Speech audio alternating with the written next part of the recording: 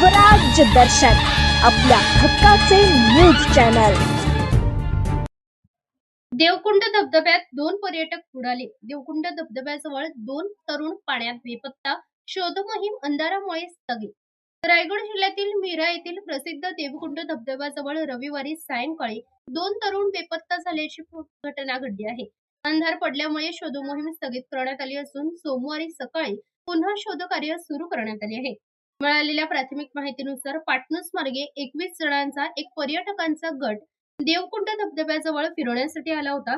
सायंकाळी सुमारे 4 वाजण्याच्या सुमारास गटातील 2 तरुण पाण्यात बुडाल्याची घटना घडली।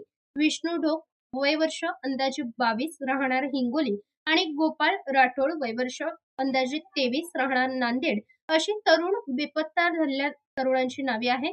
घटनेची माहिती मिळताच शेलार मामा रेस्क्यू टीम घटनास्थळी दाखल झाली असून शोधकार्य सुरू करण्यात आले आहे। मात्र अंधार पडल्यामुळे शोध मोहीम थांबवण्यात आली आहे।